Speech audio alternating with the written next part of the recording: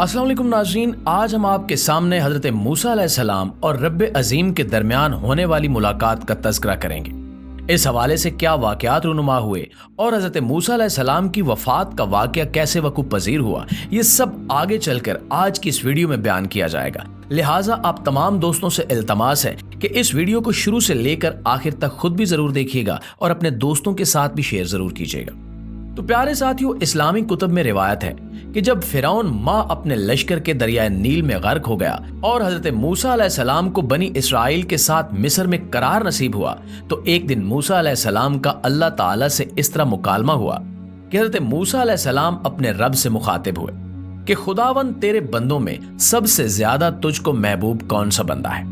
रब अजीम ने जवाब दिया कि जो मेरा जिक्र करता है और मुझे कभी फरामोश नहीं करता। हजरत मूसा अलैहिस्सलाम फिर गोया हुए कि सबसे बेहतर फैसला करने वाला कौन है। अल्लाह ताला ने फरमाया कि जो हक के साथ फैसला करे और कभी भी ख्वाहिश इंसानी की पैरवी ना करे। हजरत मूसा अलैहिस्सलाम ने सवाल किया कि ए मेरे रब, तेरे बंदों में सबसे ज्यादा इल्म वाला कौन है। दो जहां के मालिक ने फरमाया कि हमेशा अपने इल्म के साथ जो दूसरों से इल्म सीखता रहे, ताकि इस तरह उसे कोई ऐसी बात मिल जाए जो उसे हिदायत की तरफ रहनुमाई करे या उसको हलाकत से बचा ले। इसके बाद अल्लाह के प्यारे नबी हजरत मूसा अलैहिस्सलाम अर्ज गुजार हुए कि अगर तेरे बंदों में कोई मुझसे ज्यादा इल्म वाला हो तो मुझे उसका पता बता। अल्लाह रब्बुल इज्जत ने इरशाद फरमाया कि खिजर तुमसे ज्यादा इल्म वाले हैं। हजरत मूसा अलैहिस्सलाम ने कहा कि मैं उन्हें कहां तलाश करूं, जिस पर खुदाए बुजुर्गो बरतर ने हजरत मूसा अलैहिस्सलाम को इसका हल बताते हुए कहा कि साहिल समंदर पर चट्टान के पास। इस जवाब पर हजरत मूसा अलैहिस्सलाम को मंजिल न मिल सकी तो फिर बारगाह इलाही में अपना सवाल किया कि ए दो जहानों के मालिक, मैं वहां कैसे और किस तरह पहुंचूंगा। खुदा ताला ने फरमाया कि तुम एक टोकरी में एक मछली लेकर सफर करो, जहां वो मछली गुम हो जाए बस वहीं खिजर से तुम्हारी मुलाकात होगी। मुअज़्ज़िज़ ख़वातीन व हज़रात, इसके बाद हजरत मूसा अलैहिस्सलाम ने अपने खादिम और शागिर्द हजरत यूशा बिन नून अलैहिस्सलाम को अपना रफीक सफर बना लिया और मजमा बहरीन का सफर फरमाया। हजरत मूसा अलैहिस्सलाम चलते चलते जब बहुत दूर चले गए तो एक जगह सो गए। उसी जगह पर मछली टोकरी से तड़प कर समंदर में कूद गई और जिस जगह पानी में गिरी वहां पानी में सुराख बन गया। हजरत मूसा अलैहिस्सलाम नींद से बेदार होकर चलने लगे। जब दोपहर के खाने का वक्त हुआ तो आपने अपने शागिर्द हजरत यूशा बिन नून अलैहिस्सलाम से मछली तलब फरमाई, तो उन्होंने अर्ज की कि जहां आप सो गए थे वहीं मछली कूद कर समंदर में चली गई और मैं आपको बताना भूल गया। आप अलैहिस्सलाम ने फरमाया कि हमें तो उसी जगह की तलाश थी। बहरहाल फिर आप अपने कदमों के निशानात तलाश करते हुए उस जगह पहुंच गए जहां हजरत खिजर अलैहिस्सलाम से मुलाकात की जगह बताई गई थी। वहां पहुंचकर हजरत मूसा अलैहिस्सलाम ने देखा कि एक बुजुर्ग कपड़ों में लिपटे हुए बैठे हैं। जब हजरत मूसा अलैहिस्सलाम ने उनको सलाम किया तो उन्होंने ताज्जुब से फरमाया कि इस जमीन में सलाम करने वाले कहां से आ गए। फिर उन्होंने पूछा कि आप कौन हैं, तो हजरत मूसा अलैहिस्सलाम ने फरमाया कि मैं मूसा। तो उन्होंने दरियाफ्त किया कि कौन सा मूसा, क्या आप बनी इसराइल के मूसा हैं? तो हजरत मूसा अलैहिस्सलाम ने फरमाया कि जी हाँ। तो हजरत खिजर अलैहिस्सलाम ने कहा कि ए मूसा, मुझे अल्लाह ताला ने एक ऐसा इल्म दिया है जिसको आप नहीं जानते और आपको एक ऐसा इल्म दिया जिसको मैं नहीं जानता।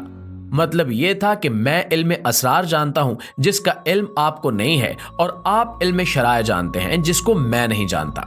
फिर हजरत मूसा अलैहिस्सलाम ने फरमाया कि ए खिजर अलैहिस्सलाम, क्या आप मुझे इसकी इजाजत देते हैं कि मैं आपके पीछे पीछे चलूं ताकि अल्लाह ताला ने आपको जो उलूम दिए हैं उनमें से कुछ मुझे भी तालीम दें। हजरत खिजर अलैहिस्सलाम ने कहा कि आप मेरे साथ सब्र न कर सकेंगे।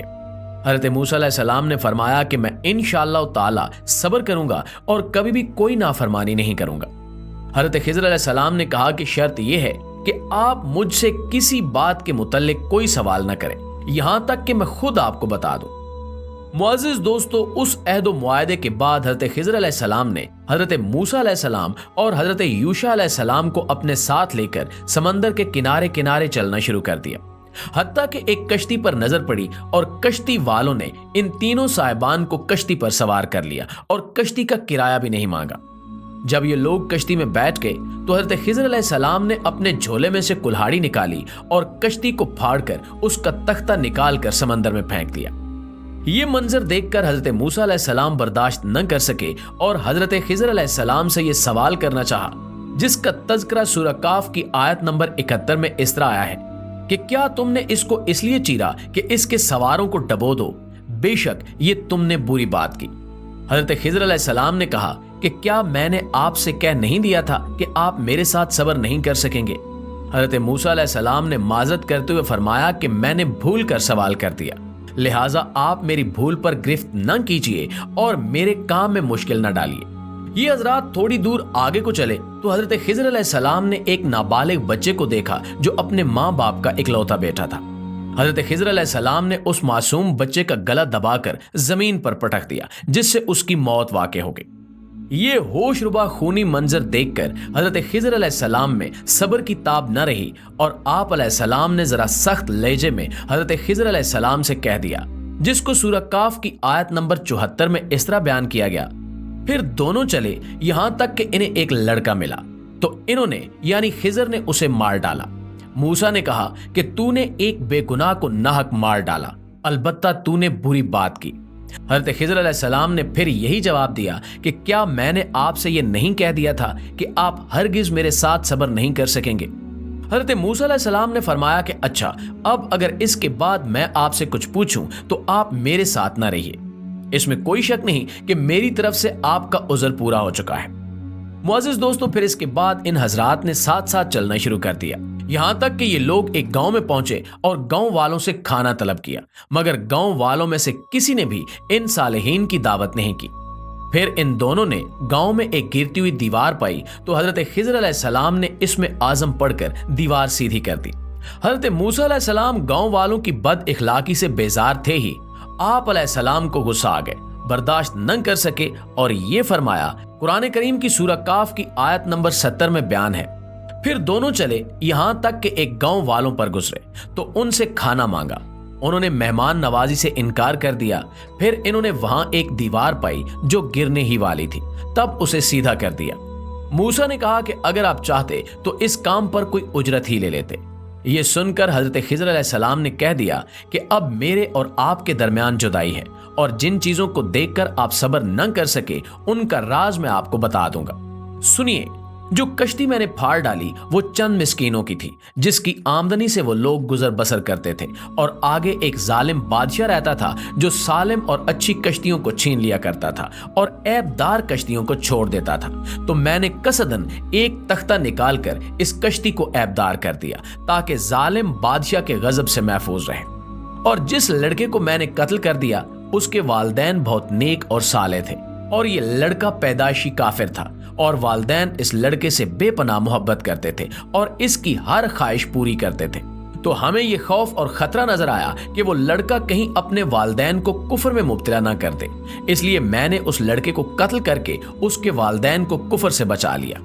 اب اس کے والدین صبر کریں گے تو اللہ تعالیٰ اس لڑکے کے بدلے میں اس کے والدین کو ایک بیٹی عطا فرمائے گا جو ایک نبی سے بیاہی جائے گی، اور اس کے شکم سے ایک نبی پیدا ہوگا جو ایک امت کو ہدایت کرے گا۔